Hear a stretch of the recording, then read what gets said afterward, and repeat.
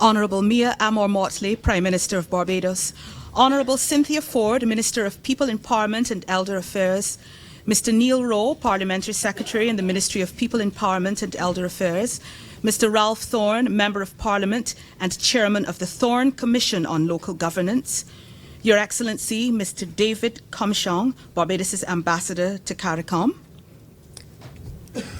Permanent Secretary, Mr. Jeffrey Kelman and staff of the Ministry of People Empowerment and Elder Affairs, Director of Public Affairs, Ms. Patricia Paris, members of the Thorne Commission, ladies and gentlemen, members of the media.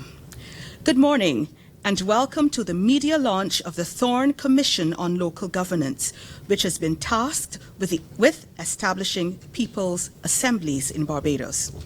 Before we learn more about this important step in government's quest to honour its commitment to empower Barbadians through the creation of new governance structures and the expansion of existing ones, let me invite Bishop Marlon Jones of the Mount Pisgah Spiritual Baptist Church to invoke God's presence and offer the opening prayer. Bishop Jones. Thank you.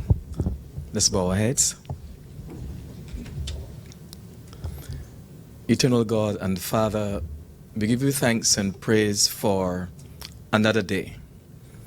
Thanks and praise that we can be gathered together as a people in this blessed country to do thy bidding and the bidding of our constituents.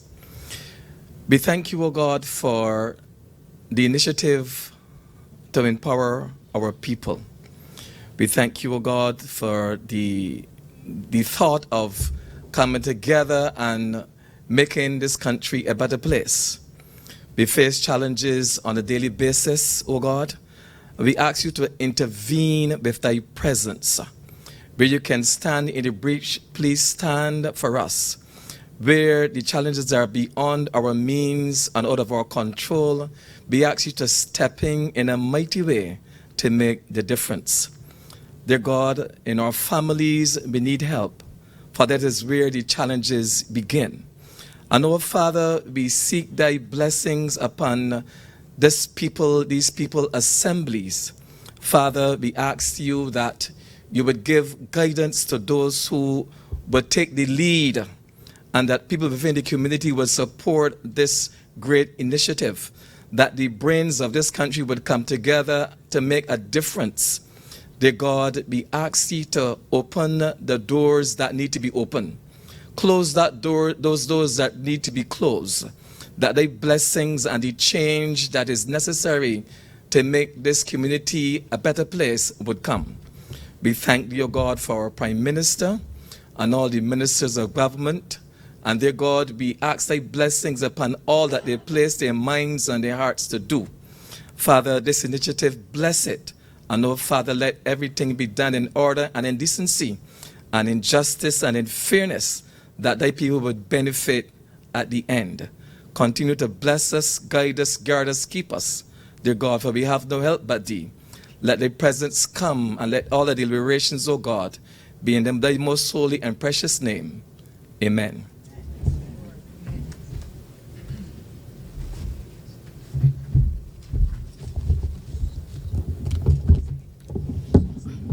Thank you very much, Bishop Marlon Jones.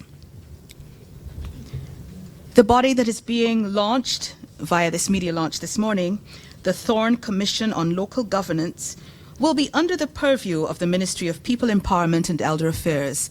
And so the appropriate person to give the official welcome is the minister in that ministry, the Honourable Cynthia Ford. Minister Ford.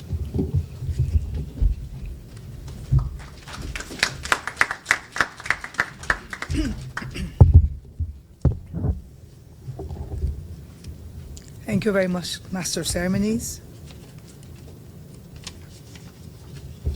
Honourable Mayor Mottely, Prime Minister, Mr. Neil Rowe, Parliamentary Secretary in the Ministry of People Empowerment and Elder Affairs, Ms. Alice Jordan, Permanent Secretary, Prime Minister's Office, Mr. Jeffrey Kelman, Permanent Secretary acting in the Ministry of People Empowerment, Bishop Marlon Jones, Mount Pisgah Spiritual Baptist Church, who delivered that wonderful prayer, Mr. Ralph Thorne, QC MP, Chairman, the Thorne Commission on Local Governance, Ambassador David Commission, Deputy Chair of the Commission, other distinguished members of the Commission, heads of departments and staff of the People Empowerment and Elder Affairs Ministry, Ms. Rosemary Lynch,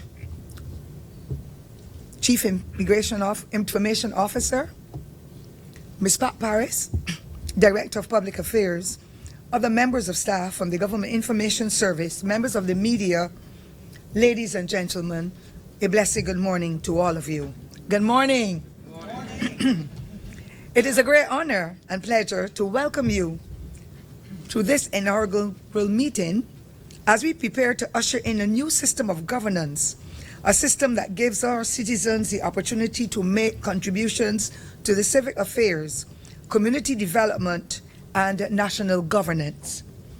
Let me start, ladies and gentlemen, by congratulating the members of the Commission and to thank them for their willingness to volunteer and serve our country at this distinguished level. And I emphasize volunteer. The resounding mandate given to us over 1 year ago represented a call for us to serve with humility and integrity in the course of leading, delivering services, developing our communities, and ultimately creating a better life for all Barbadians. By their actions, our citizens said to us that they are expecting the best governance from us, the elected officials. When we declared in our manifesto our plans to establish people's assemblies, this was not a mere promise, only to be shelved after election, but a commitment to the people of our land to give them a greater say in our national affairs. This is consistent with my ministry's mission to contribute to the overall socio-economic development of Barbados and the empowerment of all members of society by enhancing communication and establishing linkages between the communities to improve the well-being of citizens, to promote dignity, to rekindle and unleash the spirit of volunteerism, and to lead the sense of greater community service. The proposal to create the assemblies was premised on the view that the reason for the collective difficulties being experienced by Barbadians was a weak and deficient institutional structure that did not facilitate our intervention in our national and local governance affairs. Therefore, in order to avoid the pitfalls of the past and to respond to the previous challenges, we purposed to respect the importance of continuous dialogue with our communities. Those of us old enough to remember will recall the local government of Barbados, so this idea is not new. I wish to assure you that on this occasion, at the launch of the People's Assemblies, our citizens' voices will be more powerful than ever before. Indeed, with government being asked to accomplish more with fewer resources, a powerful voice for local democracy is needed now more than ever. Our citizens and consumers have become more demanding and less willing to accept the socio-economic climate of our country. The government of Barbados must act now, and we shall. We simply cannot ignore them and their concerns. Our task is to work assiduously with our citizens to develop solutions that will impact positively on all. The reality is that local government is a vital aspect of our democracy. It is rooted in local communities, in touch with people, and has the potential to be a better system for meeting the needs of our people than national government. Simply put, it is a transformation of government that puts power and independence back into the hands of our local communities. It is not a question of big or small government, but a different type of government that connects with communities.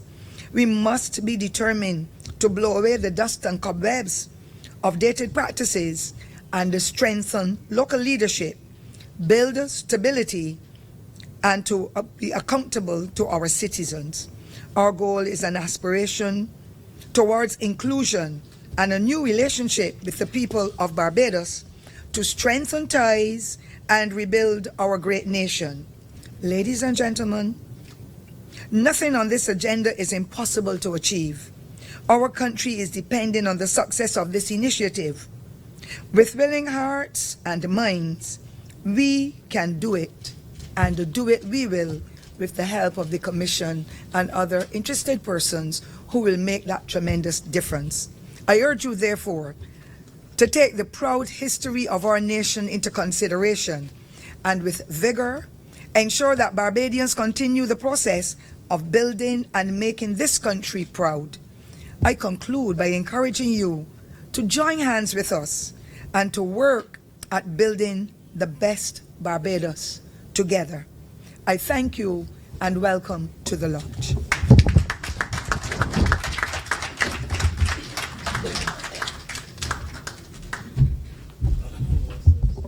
Thank you very much. Minister of People Empowerment and Elder Affairs, the Honourable Cynthia Ford. So now that we've heard a little bit about the ethos behind the Commission and the People's Assemblies, it is my pleasure to introduce the Chairman of the Thorne Commission on Local Governance, Mr. Ralph Thorne. He is a Member of Parliament and Attorney at Law who has practiced in Barbados and across the region for 35 years and a Queen's Counsel for the past 12 years. He brings to the chairmanship of this commission a wealth of experience in law, especially as it relates to advocacy on several legal and social issues. Ladies and gentlemen, Mr. Ralph Thorne.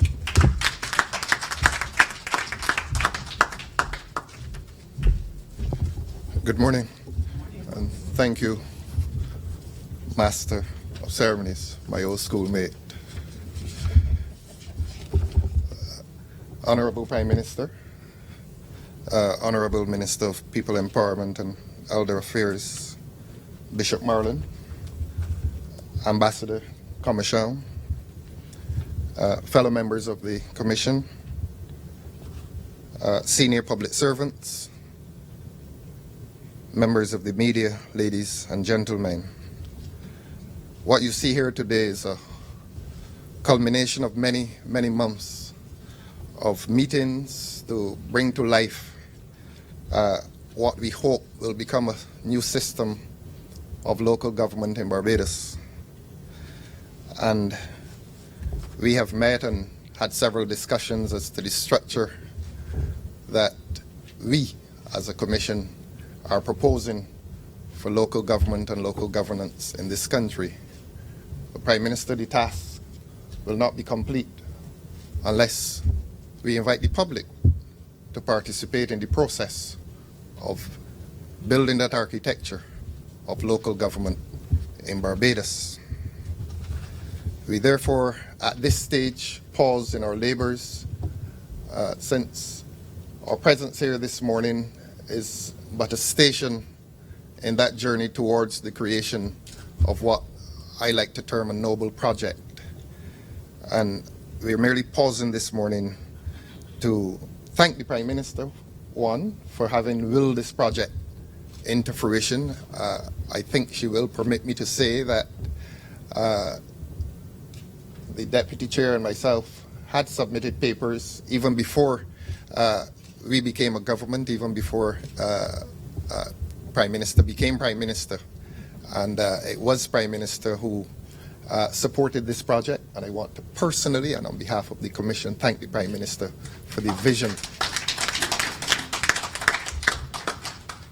We also thank the Cabinet of Barbados for appointing men and women of this stature, and I want to say of the members of the Commission, I want to commend them to the public of Barbados and to say to you that each member of this Commission qualifies by experience and knowledge to lead this work, and as a collective I know that we will be strong.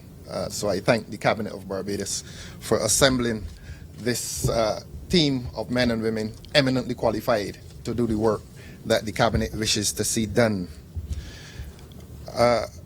We are extremely happy that we will be doing this work under the purview of Minister Ford, who we have felt that she sometimes wishes that she could be at the center of our deliberations. So great has been her enthusiasm. But those of you who know Minister Ford know that she is first and foremost a community activist in many ways.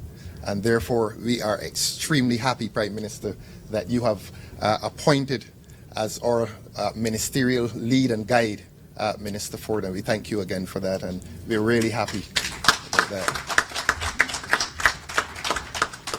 Not to forget the members of her staff from PS and all of the officers who work under Minister Ford. They have been equally excited by this project. They've accommodated us every time we wish to have a meeting. They have accommodated us, and we're really happy that they continue to exude that marked enthusiasm for this project.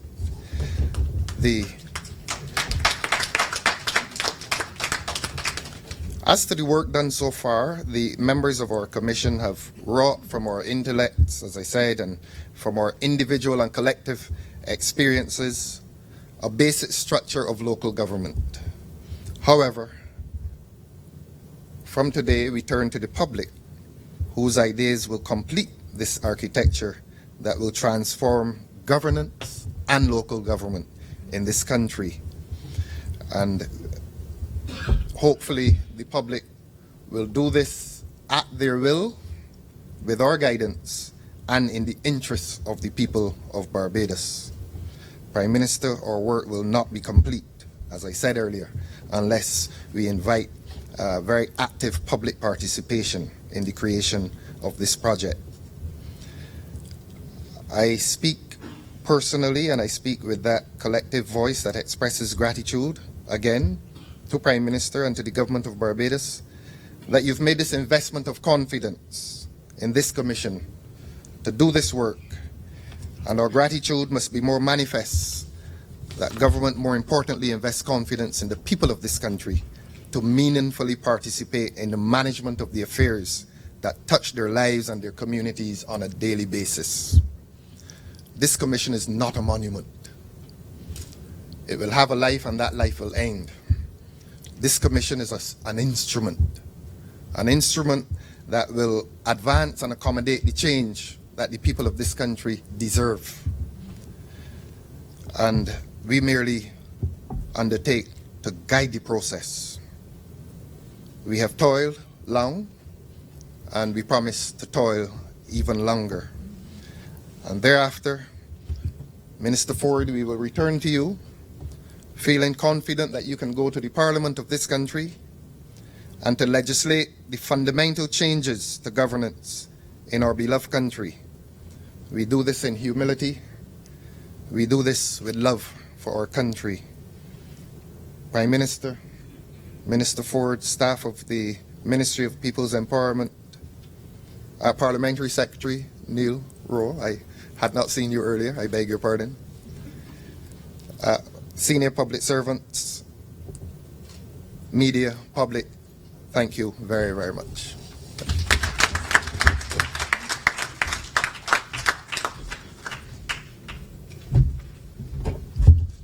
Thank you very much, Mr. Ralph Thorne. You heard the chairman of the commission mention the commissioners, and now at this point, I'd like to introduce them.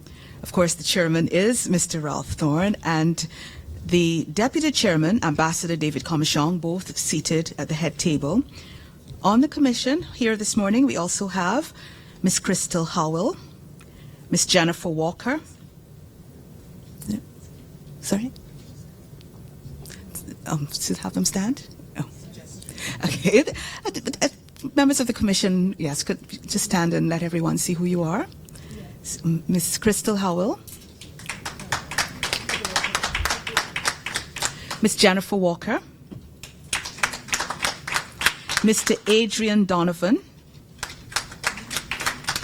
Mr. Sherwood McCaskey. Ms. Cheryl Hunt. Mr. Peter Skeet. Two members of the committee have expressed regret they are unable to be present on this occasion, but I'll just mention their names. We also have on the commission Mr. Richard Carter and Mr. Barney Gibbs. As I said, they have tendered. Oh, I'm so sorry. Mr. Mohammed Ali Nana. Your name is here and somehow you are last but definitely not least. I'm sorry. And two members of the commission, as I had said, Mr. Richard Carter and Mr. Barney Gibbs, have expressed regret that they are unable to be present on this occasion. The Honourable Mia Amor Mottely, our Prime Minister, has time and again passionately stated her desire for Barbadians to be afforded greater opportunities to participate in civic affairs. And so she is here on this occasion to give remarks on this important step along the journey towards increased citizenship engagement.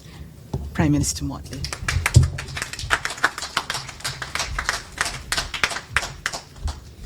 Thank you very much, Madam Chair, Minister Ford, Bishop Marlon, Ambassador Comijong, and of course, Chair of the Commission, Mr. Ralph Thorne, members of the Commission, ladies and gentlemen, distinguished all, and Barbadians, wherever you are.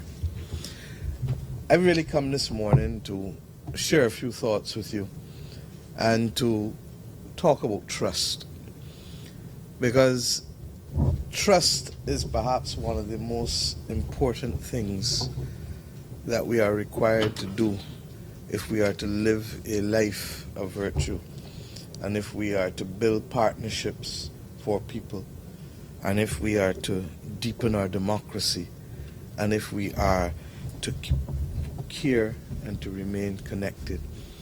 And why do I say so?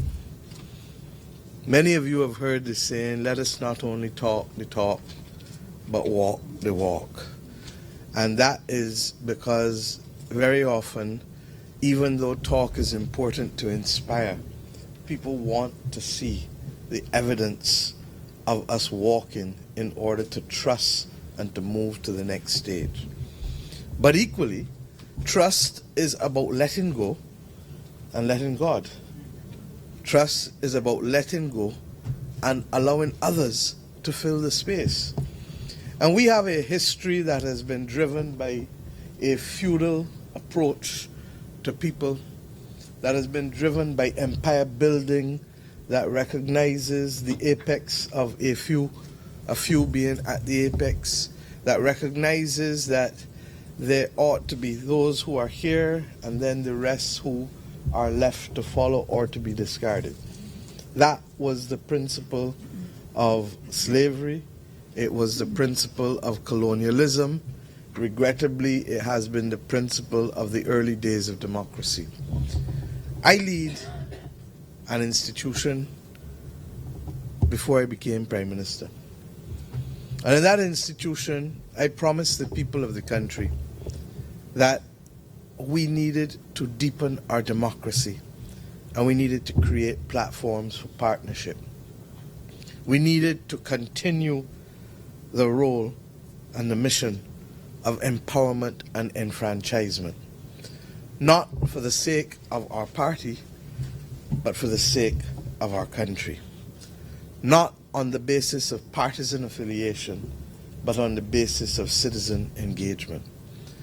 And there were two main modalities that we used in order to be able to allow persons to trust the process and also to reflect the fact that we were trusting them. One was the Rubbing Shoulders Initiative, and the other was the initiative of People's Assemblies. There were those within my own party who were upset that People's Assemblies were not restricted to partisan platforms. And I refuse to succumb to that, because for us, a People's Assembly had to be exactly that, a People's Assembly. And it had to give voice to people irrespective of whether they supported us, were vehemently opposed to us, or were neutral. Because if all voices do not contend, then we do not know how to be able to create the consensus in a society that is necessary for sustainable progress and sustainable development. I promised then that those two modalities would continue, but they would continue anchored in a set of values that were to be expressed in a document that to me is even more important than our manifesto, because the manifesto is time-bound for a specific period. But it was a set of values that are for all times. And those values were captured in the Covenant of Hope. And I'm speaking in the way that I am this morning because early this morning, when I woke, I meditate every morning first and pray. Try not to take calls for the first half hour.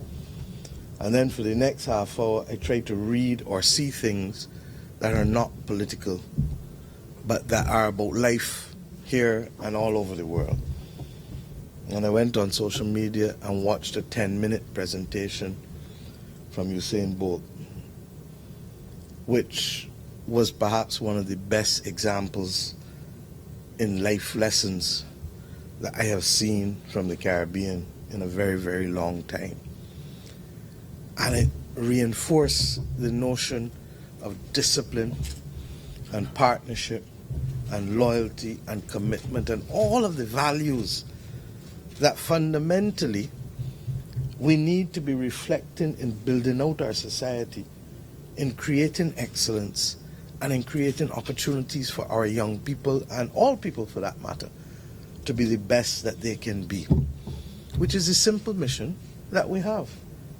We don't want anybody to be other than the best that they can be.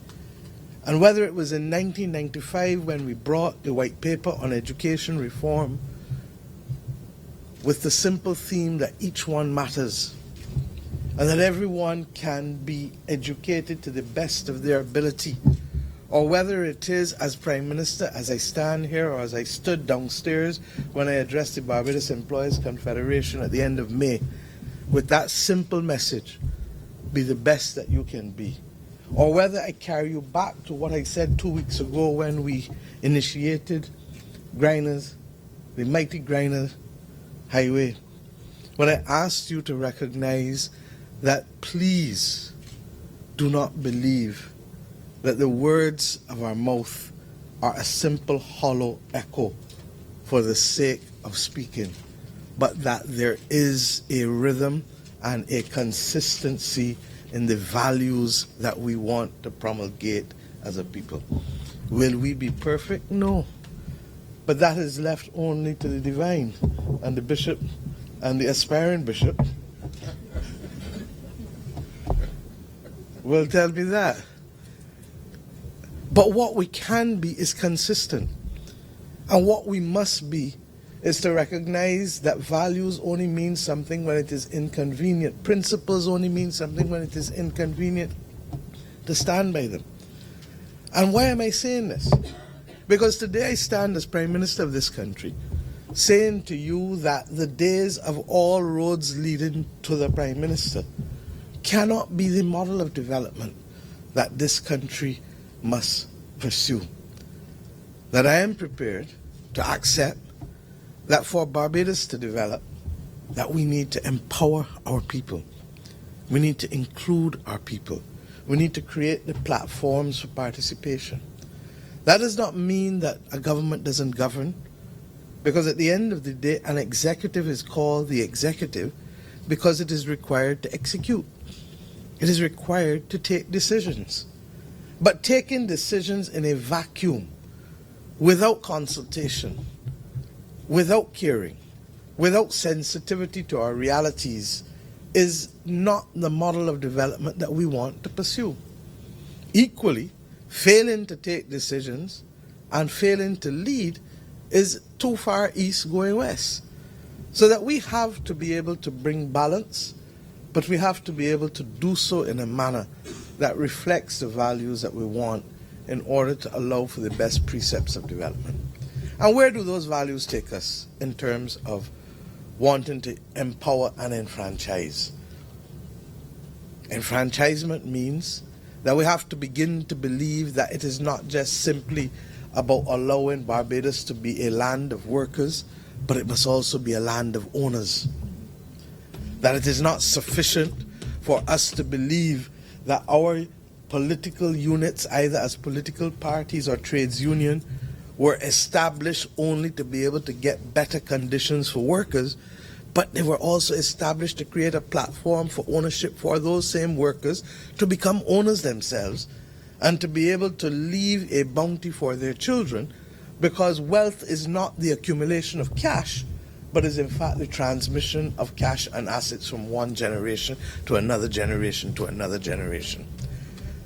That is why in the City of London, people sell long-term leasehold and not freehold. That is why they understand, as I understood as a young girl at 18, that rent is dead money. When the money leaves your hands, it dead, it gone. When you pay the same money in a mortgage, you're building equity and getting ownership in the asset which you want. These are the life lessons that we ought to be sharing with our people day in, day out, week in, week out, month in, month out, year in, year out. Similarly, that when we talk about enfranchisement, that we have to be able to create the platforms for ownership among our workers in the delivery of services, because as I have said for too long, if our government is not in a position to deliver a service or to do something, who next best to do it but our people, our Barbadian workers, our Barbadian population? But we have to create that platform for it. It is against that background that my government believes that the participation in renewable energy must reflect at least 30% local ownership. If not, we are not ensuring that the people of Barbados share in the patrimony of Barbados, which is the public good of the sun, the sea, and the breeze. But it isn't only about enfranchisement at that level. It is about empowerment. And the empowerment must come in our being able to reach out to our people and make them the best that they can be. It is why I expect my Minister of Education to start the conversation very shortly on the replacement of the Common Entrance exam, because this country can no longer carry the burden of the discarding of 60% of its population at 11 and 12 years old as a result of a British colonial reform of the 1940s in education. And you and I know, just as you know, with the children that you have, with the families that you have, everybody has a talent. And it is for us to be patient enough and to be nurturing enough to allow every talent to shine and blossom.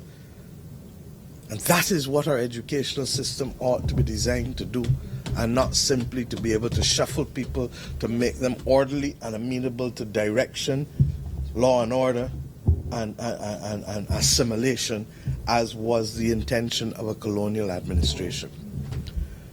That cannot be the ambition of a small nation that is seeking to punch above its weight. But empowerment also means pausing and giving people the opportunity to be able to make a difference and to have their own say. Every Tuesday, there's a man who speaks in Broad Street abusing me. And long may he last. And long may he abuse me. Because every Tuesday he reminds me that my duty is to do good by the people of this country, and to be honest and to be transparent in all my actions. The day that you cannot accommodate dissent or differing opinions in a democracy is the day that you trend towards dictatorship. Yeah. And this process in this country is also about teaching us this lesson wherever we stand. It is about teaching the bishop and the priest in the church that their congregations can still want to be loyal to the church but have different views. It's about teaching the employer that the employees can have a different view and can see a different way to do things, And that even if you don't agree or don't execute, give them the opportunity to be heard and to be respected in their voice. It is about equally the employee understanding that you may feel, and you may actually know that this is a better way, but if the person who is supervising you or who owns where you are owning says this is what they want to do, so long as you are not doing anything illegal, that you have to be able to respect that they have the right to call the shots. It is about understanding that we can disagree with each other in a small society without being disagreeable with each other, without being offensive to each other, without being contemptuous of each other. It is about understanding that small children can beat you in a Monopoly game, but still have to be subject to your direction and directives as an adult. These are the lessons that will glue our society together. And these are the conversations that we are not having, but need to have in every stage, at every stage, and in every station of our society.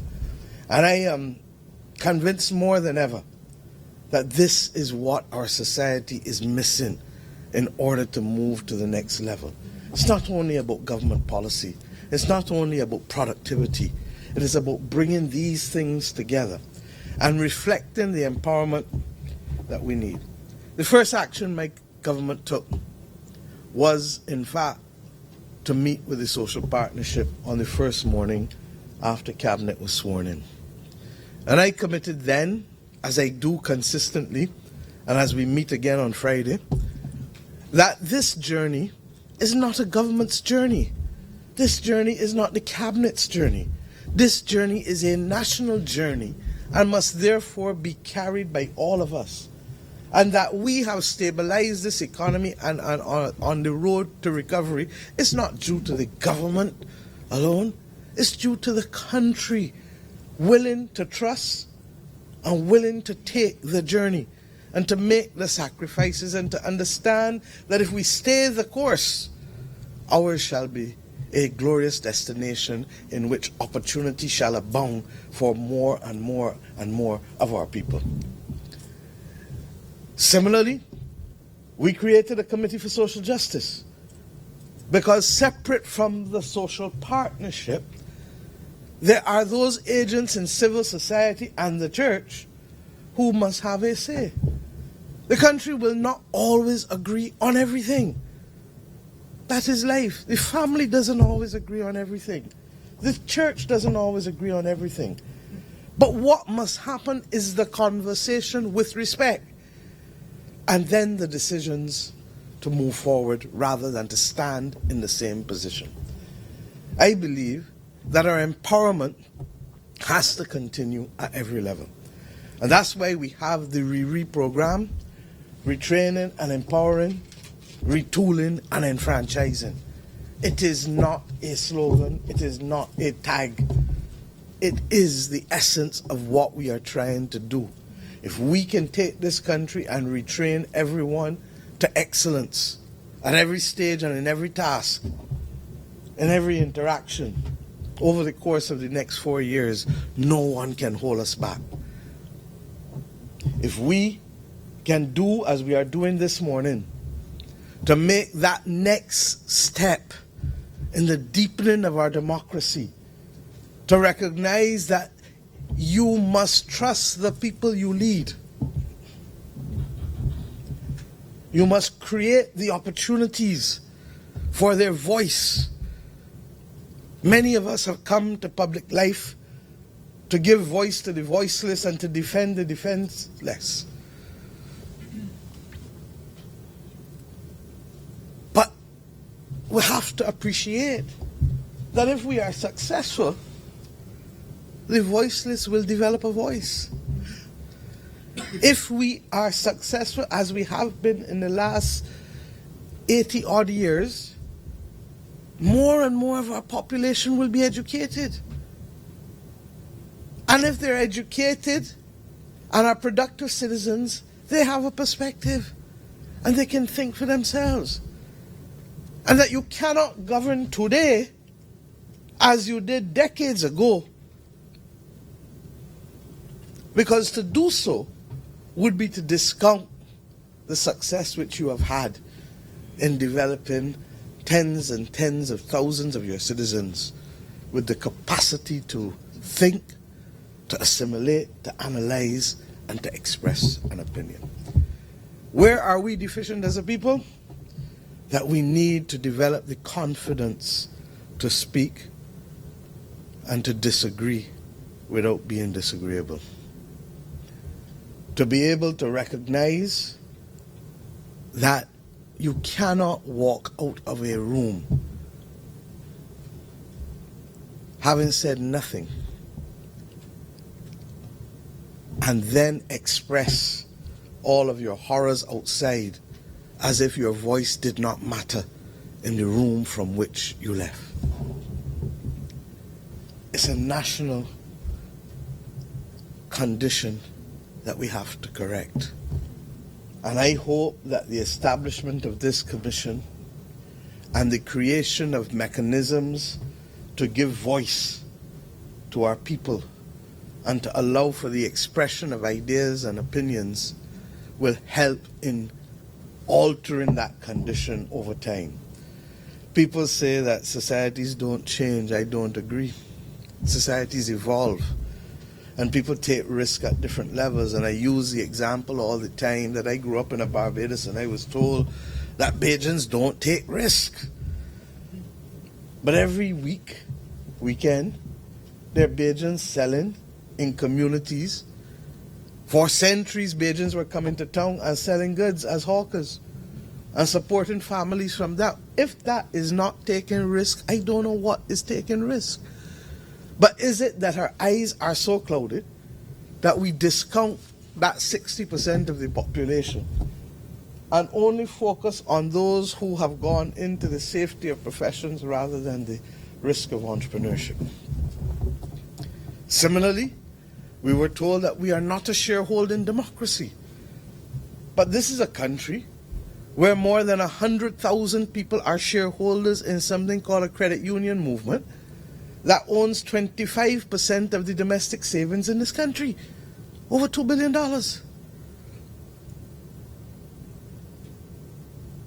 Now, I maintain that for the United States of America to have the same levels of participation in shareholding as we do, they would have to have at least 40% of their population being shareholders, which is 120 million people there. It is how we view ourselves. And I hope that these decisions that we make as a government, the commitment to consultation, and not just consultation of Barbadians in Barbados, but also in the diaspora. And that is what has driven us with We Gather in 2020, to be able to allow Barbadians to come home and to help us perfect that finer vision in the year 2020 for the country that we want to become, the journey that we want to continue to make. And hence, this media launch is timely because from its consultations with Barbadians on the Rock must also come its consultation with Barbadians visiting the Rock and Barbadians who cannot get to the Rock because technology now makes it too easy for us to have that continuous reform. Is this our first journey into some form of local governance? Of course it isn't. And there's some who may say that I'm only here because my grandfather was the first and last mayor and was the mayor when local government was abolished, and it's nothing to do with that. It is to do fundamentally with the deepening of our democracy. And it is to do with the fact that I am prepared as Prime Minister to trust enough to start to devolve some of the powers of a Prime Minister and the powers of a government to help a country develop. It requires patience and it requires trust.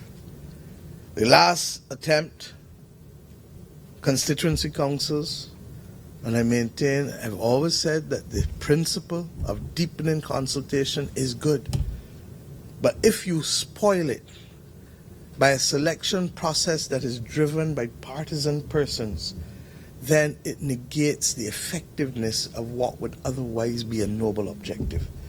And that is why my government is committed to whatever comes back, to ensuring that election and not selection must be the order of the day, and that the use of technology as it exists today makes it too simple for us to be able to consult each other on a number of issues, to elect each other on a number of platforms by use of mechanisms that did not exist 20, 30 years ago, and hence the cumbersome would have been far more process. The process would have been far more cumbersome. But today, we have those tools. And we have the tools to allow us last August, 1 year ago, to participate in one of the deepest exercises of democracy that this country ever saw. That 5,000 citizens answered 97 questions to allow us to go beyond the social partnership, to decide how and what we should do in the restructuring of our government as we took this journey and made this journey to the stabilization of our economy and our society. The average person would have taken a considerable amount of time, almost an hour, to answer those 97 questions. But we have to create those platforms for engagement. I hope and pray that our exercise in the empowerment of our people will extend to the decision that we've just made as well, to have nursing practitioners, community nursing practitioners, go into the communities, to be able to help our citizens manage the impact and effects of chronic non-communicable diseases, because people need the support not just through public service announcements, which are critical and which are going to come, but also in their houses and in the support and daily recommendations and inspiration that you can do better than what you're doing in order to take control of your own specific health care, especially as it relates to the chronic NCDs. So that I've spent the time this morning talking a little longer than I would otherwise speak, because this is an opportunity for me to speak to Barbadians and to be able to signal to Barbadians that the things that we are doing have a common thread, and that thread is trusting the people that we lead. Talking the talk is no longer sufficient. We have to walk the walk. And we have to allow the people of this country to step up to the plate. Will I be a victim of them stepping up to the plate in some circumstances? Probably. But that's the process. There is no growth in life that comes without pain. And I maintain that if at 53 years old we cannot have difficult conversations as a nation, when will we have them? And if those conversations require deeper consultation, as in referenda, then we've agreed to that as well too. And we have a mechanism called the Electoral and Boundaries Commission that ought not only to be about an election every 5 years or a by-election whenever it presents itself, but is the mechanism that allows us to test, to consult and test and verify on a number of things. Now, will we do like the British and have deep constitutional change without thresholds? Probably not. Because you can't alter the status quo in huge amounts as a constitution. And that's why constitutional amendments in the House of Assembly require 2/3 majority. Because we accept that a simple majority at 51% may leave a country divided. There are some things that a simple majority will suffice on. There are other things that a deep and entrenched majority is needed if we are to move together as a people. So my friends, I want to thank you, Mr. Thorne, Mr. Comijong, Mr. Nana, Mr. McCaskey, Ms. Howell, Ms. Walker, Ms. Hunt, Mr. Donovan, Mr. Skeet, and Mr. Carter and Mr. Gibbs, who are not here, because I believe that today represents a shift in our development trajectory, and a shift that says that we trust ourselves enough now as a people to allow a greater level of participation, to deepen our democracy, to allow our people to be empowered sufficiently, to be educated first and foremost, then to be consulted, and then to build platforms for partnership for sustainable progress. The participation of people is not just a fancy phrase with alliteration. It is what Grantley Adams and Errol Barrow and others who walked by their side fought for. I have no doubt that if they had the time and the mortality, that they would stand at this point in time in the development trajectory of our nation. But theirs was a journey that required other priorities. Ours is now a journey to accept that baton, and for as long as it is ours, to add value, to add to the progress of our nation, to create opportunities for our people, but above all else, to create the framework for partnership. And partnership comes only with consultation, communication, caring, and indeed curiosity. And when I say to you, therefore, that that's what I want us to aspire to in developing in our children by 2030, it is because if we can have caring, compassionate, confident, curious children connected to each other, then we have the platform for a deep democracy that creates opportunity and prosperity for all here, but above all else, can stand to the test of adding value to the global civilization in which we live, which more than ever needs people of principle. I look forward to your report. Thank you.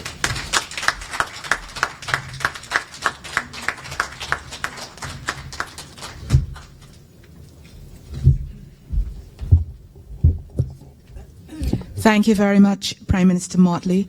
A whole lot for us to think about, especially on this subject of empowering people and also people participation.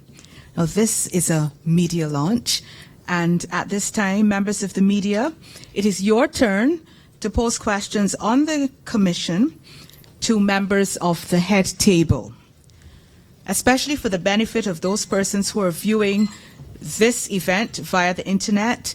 I just ask you to please clearly state your name, and also remember that you need to use the microphone, which will be given to you when you're posing your question, and also indicate which member of the head table you're posing your question.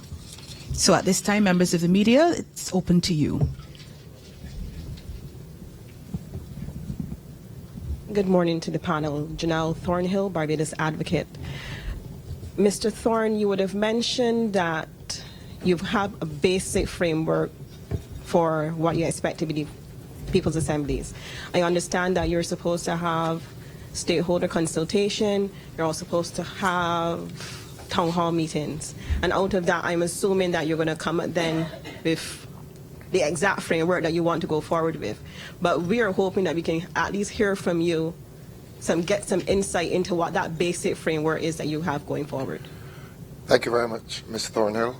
The first thing I'd want to say in relation to that basic framework is that we want to create a structure that is not partisan, and I think you would have heard the Prime Minister make reference to that, and that is fundamental to our design, that we want assemblies that are genuinely reflective of the interests of people and not reflective of the interests of parties.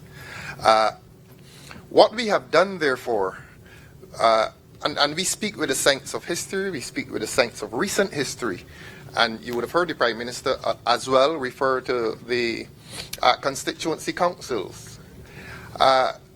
We have removed ourselves or design from anything that reflects constituency, because when people hear the word constituency, they think party, they think party in a partisan way, and therefore I can say to you that we began conceptually by looking at parishes. And I want to say to you, as I've said to the members, and we've discussed it, that one of the inheritances of the British experience has been a highly organized system of administration, not government, administration. And you would know that in Barbados, every parish, for example, had a post office. Every parish, for example, had a police station. And therefore, we want to take advantage of that already existing structure and to create bodies that are not along lines of constituencies, but that divide themselves across Barbados to reflect cultural segments, so to speak. And you would be aware that St. Michael, for example, Prime Minister, has 10 constituencies, 11.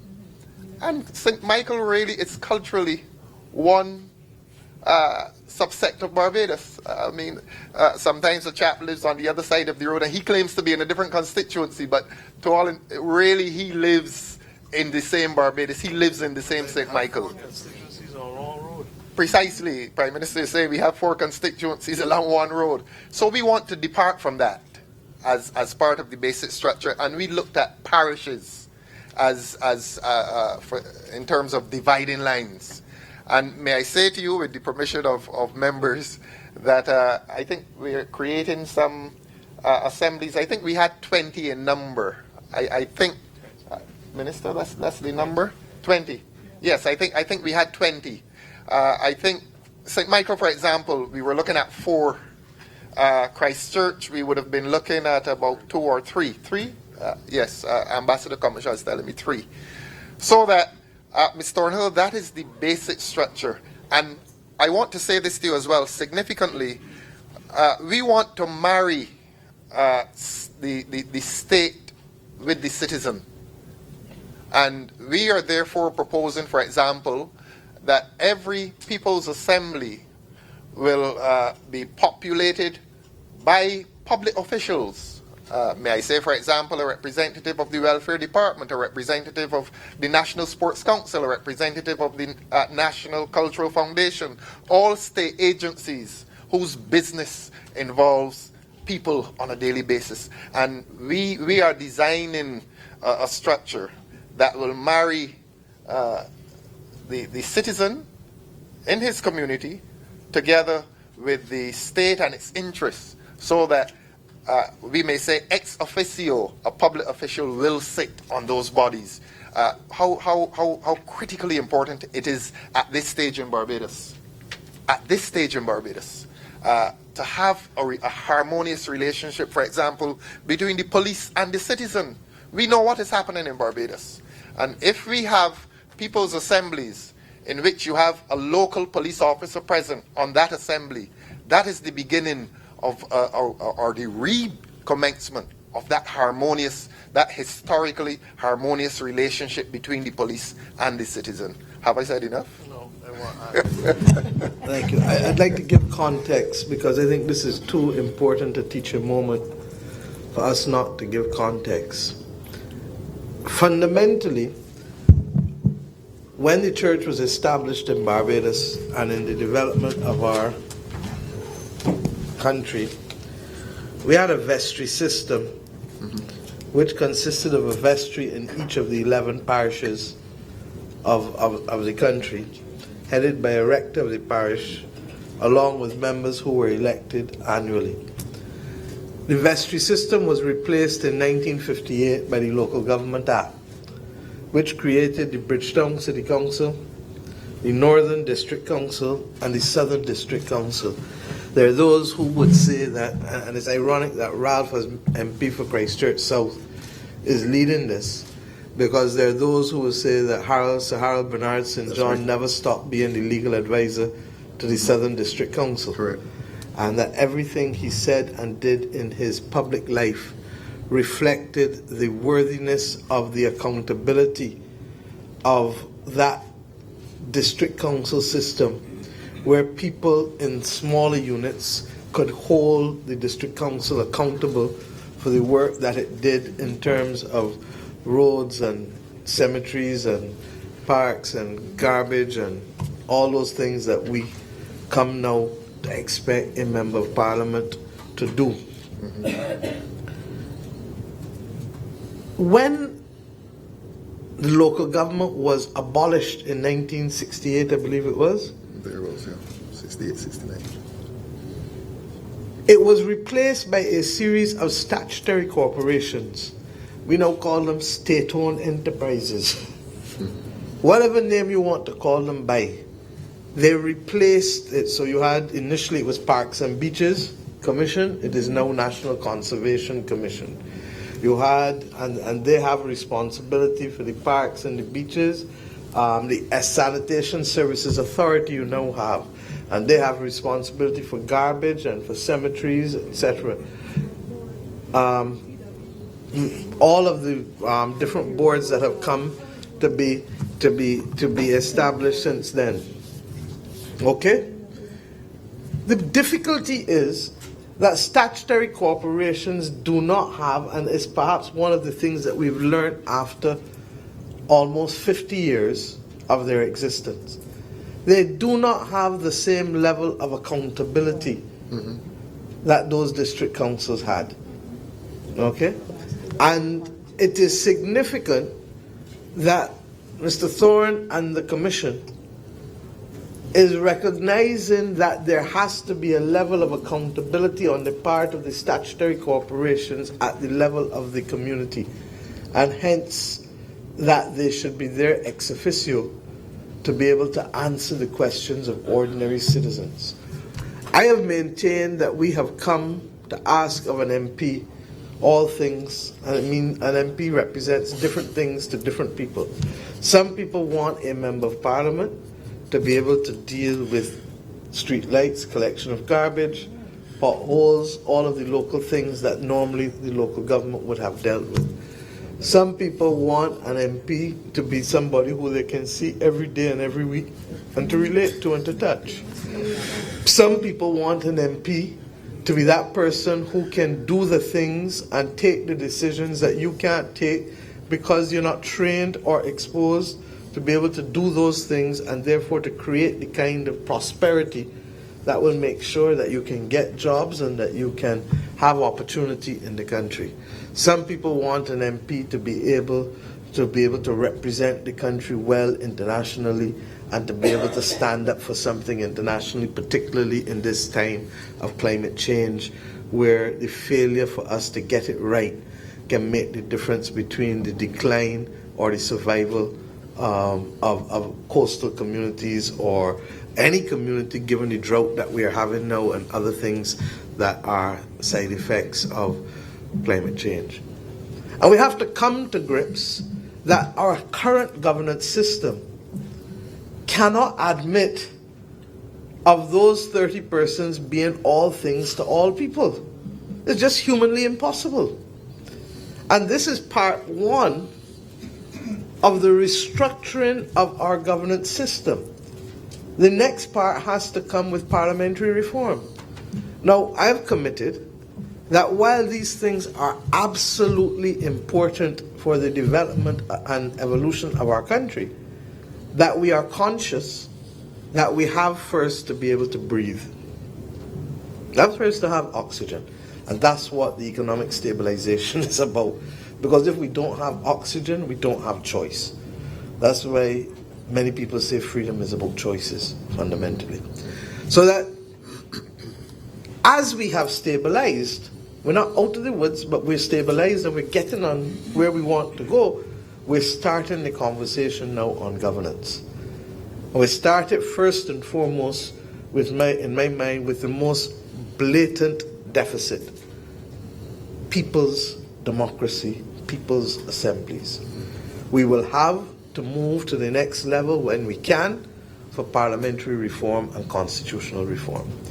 But this is the beginning of that journey that we had, and in my view, we should have undertaken before we turned 50. And we're now doing it, in my view, probably a decade too late. So that's where we stand, just to give it context. Ms. Thorne, just to add a bit to give you a greater insight, we do have as a working document a concept paper. That concept paper is the product of some ideas that first Mr. Thorne and myself put forward. Those ideas were collated. They then went through a process where we had discussions with members of the Ministry of People Empowerment, Minister Ford and her staff. Then that combined effort was submitted to the Cabinet. The Cabinet reviewed, the Cabinet made the decision to go forward with establishing the Commission on the basis of the concept paper. The Commission was then put in place. Some further consultation was carried out on the concept paper with members, the new members of the Commission. And so what we have now is a product of all of those processes, but it is still a concept paper.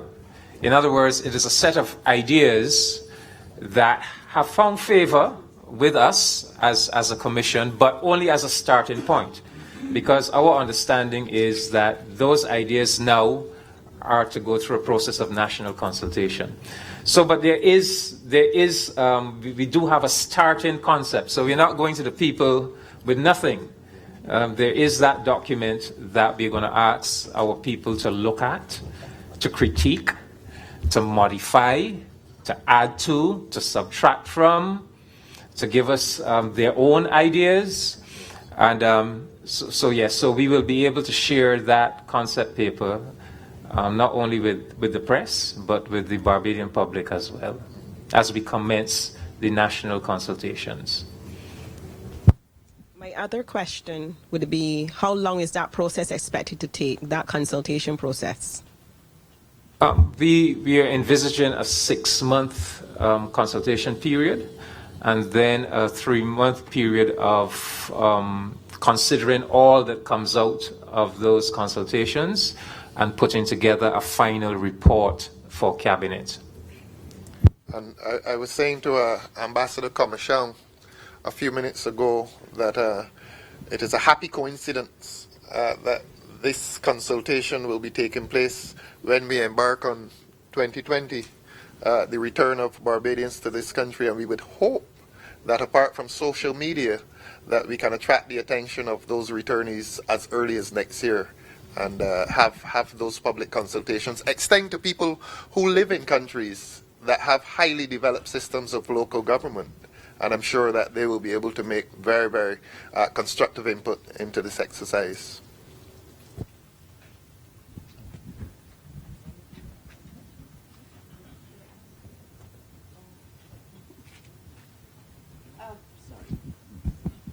Gerstine Carter, Nation News. How long is the Commission's term of service going to be? It expires when the report. I was saying to Ambassador again, honestly, we're looking at 9 months, but I was saying to him, as you deal with your building contractor, always add 3 months.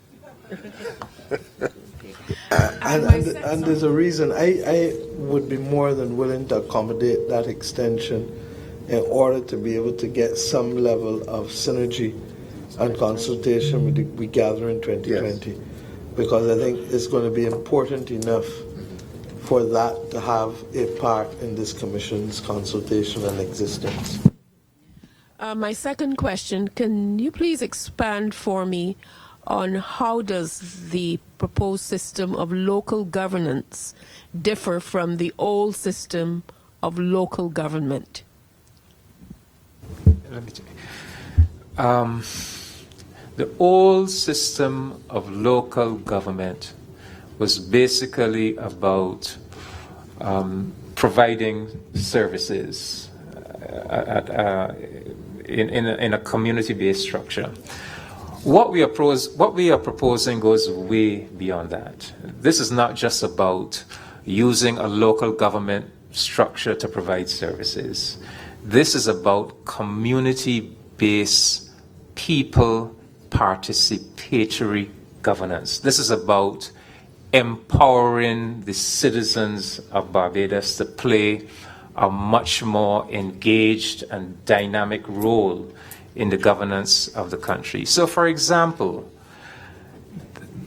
part of our concept is that we're going to have community forums where the People's Assembly is going to come together with members of the community, with the members of Parliament for the People's Assembly area. You're going to discuss legislation that is pending, bills that are pending before the Parliament. You're going to discuss national affairs. And ideas will emanate from the community forums that will be institutionally funneled back to the House of Assembly and Senate for their engagement. We also envisaging a structure of community oversight and accountability committees that will pertain to government agencies that provide critical services to the people of this country. So that an empowered citizenry will be institutionally given the power to ask questions about how government agencies deliver their services, to take complaints from the public, to call for meetings with management of statutory corporations to discuss those complaints, to demand an improvement in the service provided by the government agency. Prime Minister mentioned the new effort to take nurses into the community. Well, part of the structure that we will be putting before our people to consider is community well-being teams, where the People's Assembly will be responsible for organizing a community well-being team that is so engaged with the residents of the People's Assembly area that no one is permitted to fall through the cracks. You know? The fundamental difference also, Erskine, is that local government was also about raising rates and taxes. And as Minister of Finance, I can tell you that this local governance structure will not be raising any rates and taxes. So that's the fundamental difference between local government and local governance. But I also want to say that we need to also break new ground. I spoke to you just now about this government's commitment to change from an educational system that was born out of a 1940s British educational reform that really is not suitable to our development trajectory. But I also want to speak to you about the need for us to move on from a criminal justice system that was the legacy of Queen Victoria. And, you know, the more... government is so much a continuum and a relay race. We did a draft plan on justice, peace, and security just before we left government. And in that, we laid out a framework for changing a lot of the legislation that we have that now penalizes people and makes them criminals. Criminal conviction subject to fine and imprisonment for all kinds of regulatory offenses that are fundamentally not crimes in the eyes of ordinary people. But we pass legislation every week and every month that says that if you don't do X, you're subject to be prosecuted and to be liable for a fine of X thousand and imprisonment of up to 2 years or 5 years. What has developed in the jurisprudence of Commonwealth countries, not all, very few, but enough for us to build upon, has been the notion of civil penalties. So that a fellow who is selling without a license should not be subject to a criminal conviction. They should be subject to a civil penalty. And it is only when you are persistently repeating the same thing that you then go before the court, not for the not selling without a license, but for your continued attempt to undermine the rule of law, which then becomes criminal. So that, similarly, we have to look and see whether a lot of the offenses, when I first started practicing law, a lot of the basic offenses in the magistrate's court were boundary disputes. I'm washing and somebody water coming over the line by me.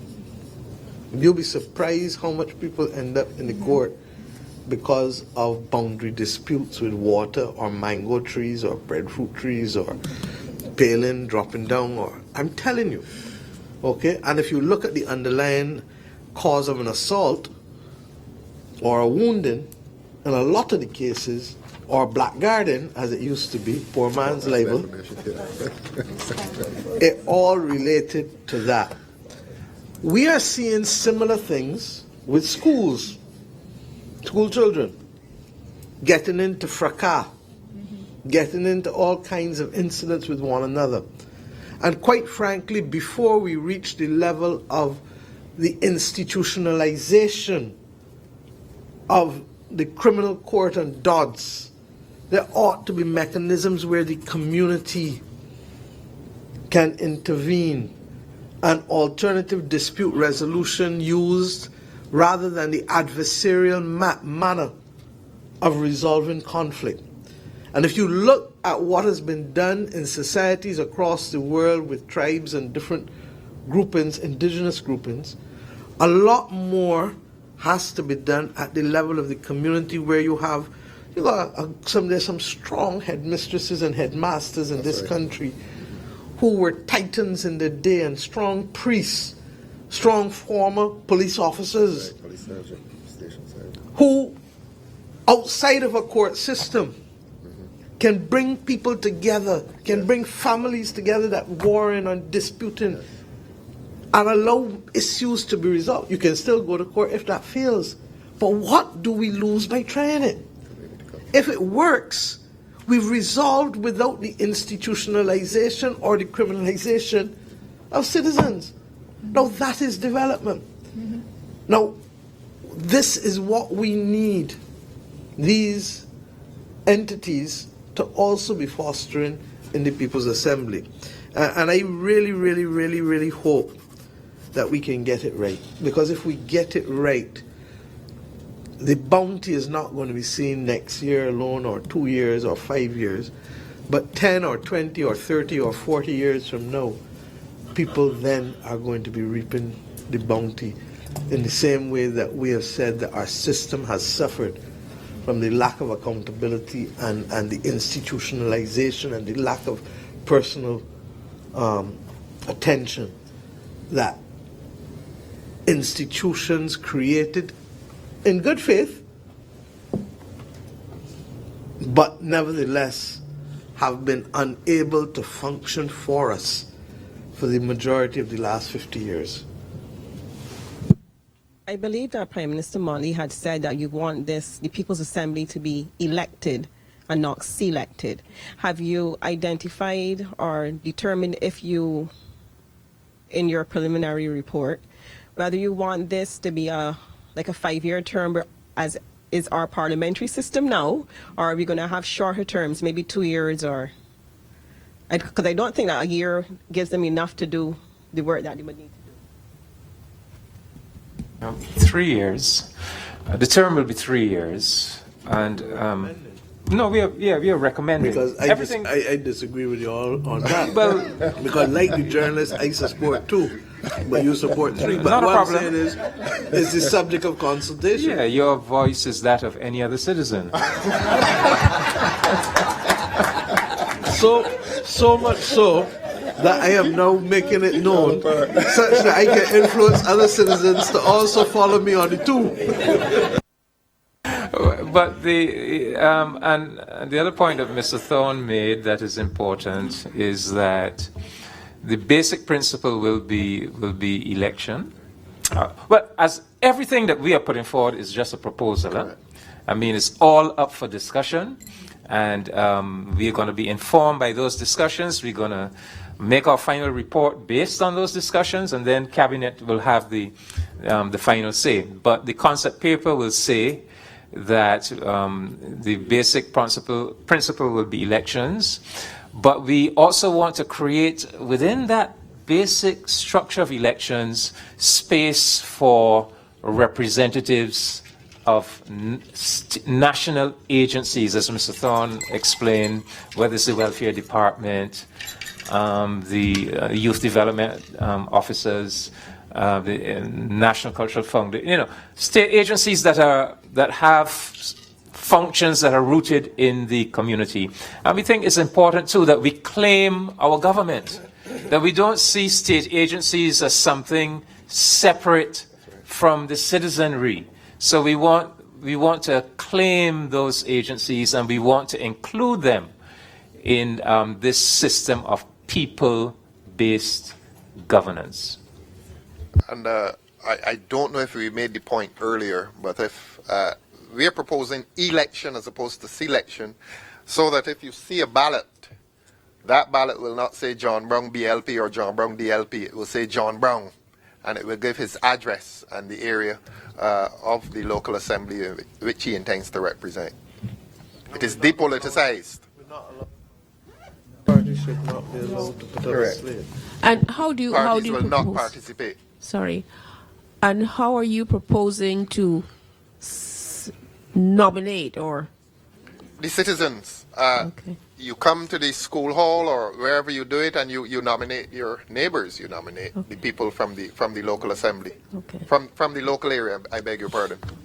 And we will be, the proposal is that we engage with the Electoral and Boundaries Commission to guide us and to set up proper and transparent and professional procedures for the election of local government, People's Assembly members. We also are proposing a special category of member coming out of the schools, youth assemblymen and women that would be elected by the senior student body of government, secondary schools, and tertiary institutions, university, KVL campus.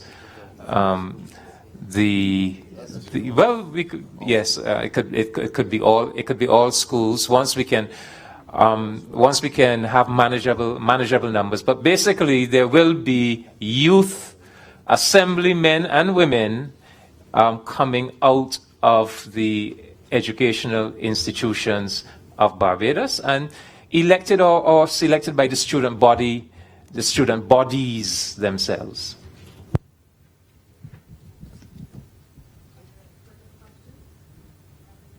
Media?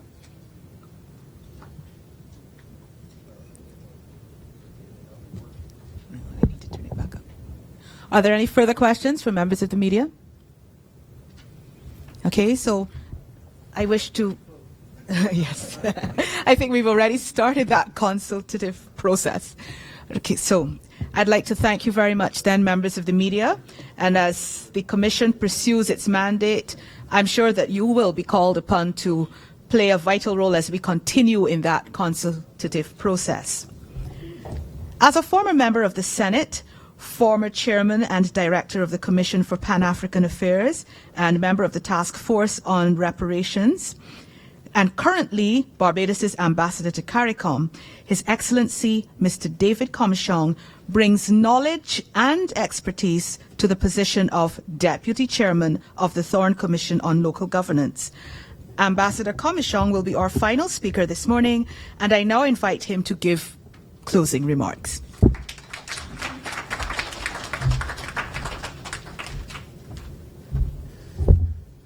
Protocol having already been established, permit me simply to say good morning, fellow Barbadians.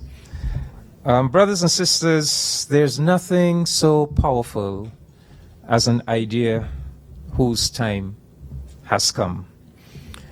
And sometimes that idea comes right on time. And I think in this case, this project that we are putting before the country of Barbados, the people of Barbados, is an idea whose time has come, and it has come right on time.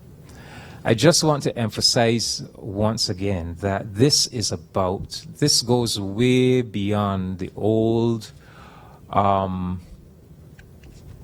system of local government that we have known in Barbados in the past. This is really about community-based, people participatory governance. What we are proposing is that Barbados develop new institutional structures that are closer to the people and that are designed to facilitate us to more readily contribute our creativity, intelligence, and energy to the administration of the public affairs of our country, to participate in collective decision-making and administrative activities that are designed to foster a healthy sense of social and national unity, to undertake responsibility for protecting the welfare and well-being of our neighborhoods and neighbors, to take active measures to ensure that high standards are always upheld in our national public service. That's just 4 of the 7 basic principles around which the concept paper is built. And those basic principles alone will tell you that we are searching for something that goes way beyond simply providing a structure to provide services in the community. It's really about engaging, empowering our people, engaging them, unleashing them, but also uniting them, breaking down barriers, bringing them together. And as I said, this is an idea that is right on time. The Prime Minister and I were in St. Lucia last week at the Heads of Government Conference. We came home on Saturday, and we came home to that tragic news about Rupert Patrick Stout, the 43-year-old deaf-mute man who was murdered. And when I picked up the Sunday Sun on Sunday, I read something in that Sunday Sun newspaper that is still resonating with me. It was reported the residents of Inchmarlow in Christchurch asked the question, why would a group of men attack a hearing-impaired man so viciously that he died? And that question has been resonating with me. We have to answer that question. So obviously there's a problem in our social culture that we have to fix. Because you ask yourself, where did that alienation come from? That lack of empathy, that not recognizing the humanity in a fellow citizen. And this is why I say this is an idea that is right on time. Because this is an idea that is saying to us, let us put structures in place to bring people together, to break down barriers, to abolish the conditions that lead to feelings of alienation. Let us put structures in place together to ensure that no one falls through the cracks. That we create a much more nurturing and caring societies where we come together in our communities to make sure that each one matters, you know. And so this goes way, way beyond what we have traditionally called local government in Barbados. This is about bringing us together as a people, making us recognize the importance of all of us as citizens, and building that sense of national and social unity. So we are now embarking upon a journey. The Thorne Commission will be appealing to the entire citizenry of Barbados to get involved with this discussion with us, this national discussion. And final point I want to make, Barbados has a potential for developing perhaps the highest and most powerful forms of democracy. It is there. It is there in the intelligence of our people, in our high standards of education, in the intimacy, the smallness of the geographical smallness of our nation, the social intimacy of our culture. And you know, much of my own inspiration for this idea came from a great Caribbean philosopher, Cyril Lionel Robert James, C.L.R. James. Because if you read the writings of C.L.R. James, again and again, he writes about Barbados. He compares Barbados with the Greek city-states. He says those Greek city-states were just about the size of Barbados. They had the same resources that, say, Barbados in the 1960s had. And they were able, in those Greek city-states, to create such a powerful form of democracy that it led to the creation of outstanding human beings. You know, your Socrates and your Plato and your Sophocles and Euripides and Pericles and all that we know that ancient Greek civilization produced. And C.L.R. James said that when he looked at Barbados, nobody in Barbados is backward. Everybody is in tune. There's an intimate social culture that can be built upon to create the most outstanding forms of creative people power and democratic participation.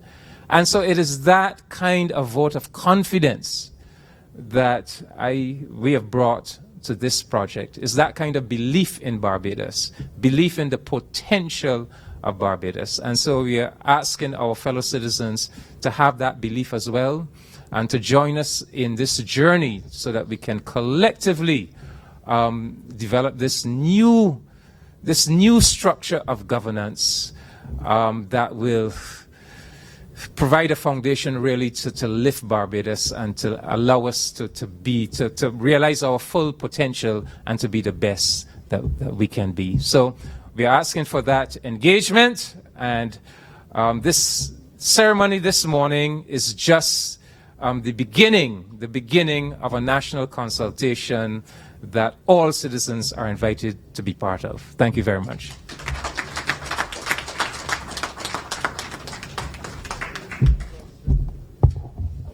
Thank you very much, Ambassador Commichon. That brings us to the end of this morning's media launch of the Thorne Commission on Local Governance.